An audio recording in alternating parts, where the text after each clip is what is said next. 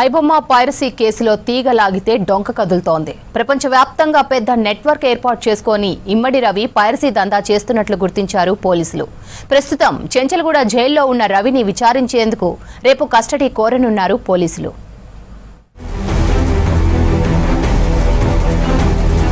Piracy సినిమాలకు వేదికగా మారిన ఐబొమ్మ బప్పం వెబ్సైట్లను క్లోజ్ చేయించారు పోలీసులు. నిందితుడు ఇమ్మడి రవితోనే వెబ్ లాగిన్స్, సర్వర్ వివరాలతో సైబర్ క్రైమ్ పోలీసులు మూసివేయించారు.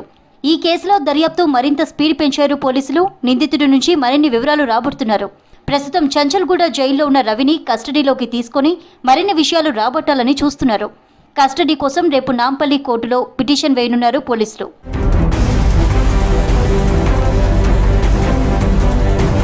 ఇమ్మడి రవి దగ్గర స్వాధీనం చేసుకున్న వందల హాట్ డిస్క్లను పోలీసులు విశ్లేషిస్తున్నారు. నిందితుడి బ్యాంక్ ఖాతాల వివరాలు పరిశీలిస్తున్నారు. ఒక్కడే వెబ్సైట్ను రన్ చేశాడా లేదా ఇతని వెనుక ఏదైనా ముఠా ఉందా అనే కోణంలో దర్యాప్తు చేస్తున్నారు సైబర్ క్రైమ్ పోలీసులు.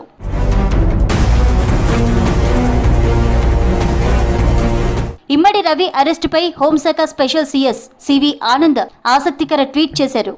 దమ్ముంటే పట్టుకోండి, అన్నోడిని పట్టుకున్నారని కొనియాడారు. జూన్ నుంచి సైబర్ క్రైమ్ టీం రేయింబవళ్లు కష్టపడి రవిని పట్టుకుందన్నారు. డీసీపీ కవిత, సిపి సజ్జనార్కు కాంగ్రెస్ చెప్పారు సివి ఆనంద్.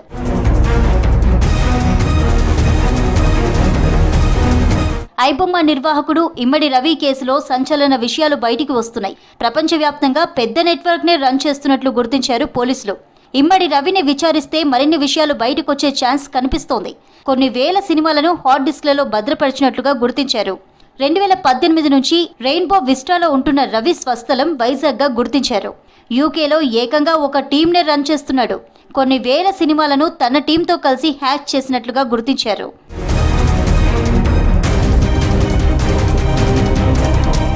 సినీ ప్రముఖులను బెదిరించినట్లు ఇమ్మడి రవిపై ఆరోపణలున్నాయి.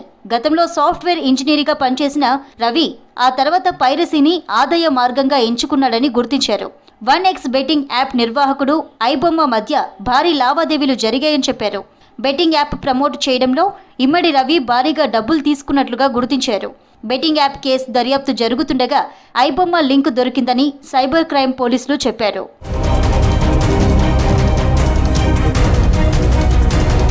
ఇమ్మడి రవిపై ఇప్పటి వరకు 7 ఎఫ్ఐఆర్లు నమోదైనట్లు తెలుస్తోంది. ఫిలిం ఛాంబర్ పైరసీ సెల్ విభాగంతో పాటు సినీ నిర్మాతల ఫిర్యాదుతో ఎఫ్ఐఆర్లు నమోదు చేశారు. ఇమ్మడి రవి నెట్వర్క్ను ట్రాక్ చేస్తున్నారు పోలీసులు.